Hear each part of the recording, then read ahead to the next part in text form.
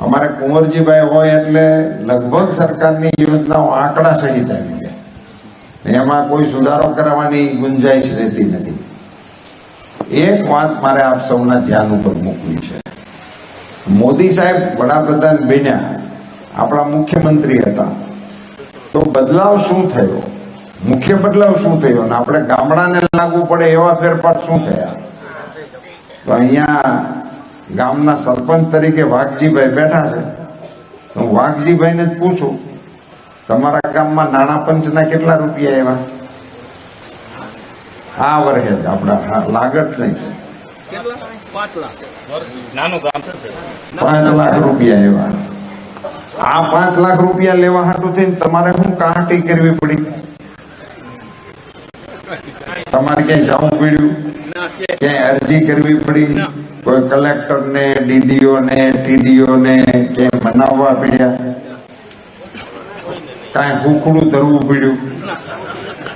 કાંઈ જ નહીં, કોઈના લોદર તોડવાનું નહીં. આ વ્યવસ્થામાં બદલાવ આવ્યો.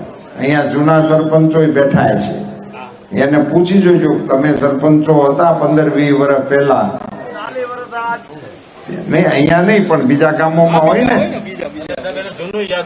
હા, એ વખતે તો ઈ 40 વર્ષથી છે, તેને 20 વર્ષ પહેલા કઈ આવતું હતું ઈ પૂછો.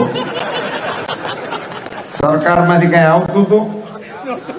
પટાવાળાનો પગારે નહોતો આવતો.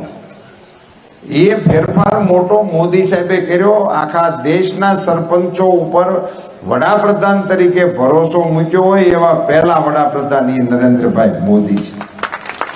આપણામાં લગ્નમાં એક રિવાજ હોય છે, આપણે ક્યાંકથી નોતરું આવ્યું હોય તો આપણે જમવા જતા હોય ગામમાં, તો આપણા વડીલો હોય ને આપણને કે પેલી નોટમાં જોતો જજે એને હું લખાયું છે, એવું છે કે નહીં? આની કોઈ અમારી બાજુ છે એટલે મેં કીધું.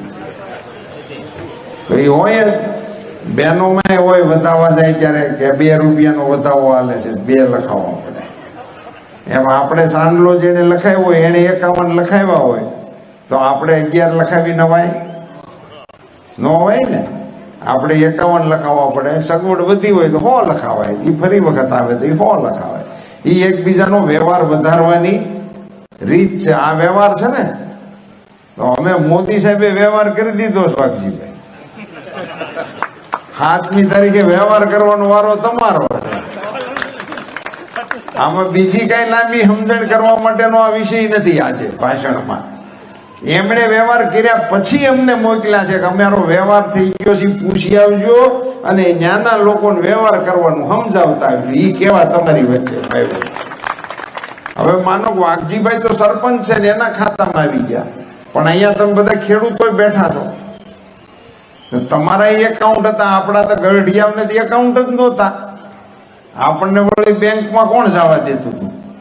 જવા દેતા હતા?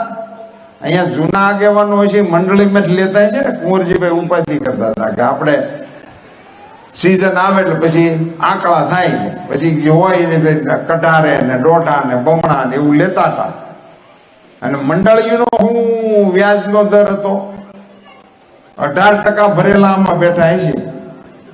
18% જોર જોરથી માથું હલાવે છે, પાકા ફર્યા હોય. 18% મેં ભરેલા છે એટલે મને યાદ છે. આમાં તો મારીથી મોટી ઉંમરના જ ઘણા બધા. 18% આપણે મંડળીનું વ્યાજ હાલતું હતું. અટાણે કેટલા ટકા? ભલામણ કાંઈક તો સમજવું પડે કે નહીં વ્યવહારે? 18% ને બદલે 0% ગામડામાં પૈસા મળે ખેડૂતોને એવી વ્યવસ્થા ભારતીય જનતા પાર્ટીની આ સરકારો કરે છે. અને આજે તમને અહીં ચિત્રાવાવમાં બધા ખેડૂતોને ચોખવટ કરી દઉં કે 0% મળે એટલે બેંક વાળા અમને મફત નથી દેતા હો. તમને એમ ન હોય કે બેંક વાળા રાજી થઈ ગયા છે તો આપણને 0માં આપે.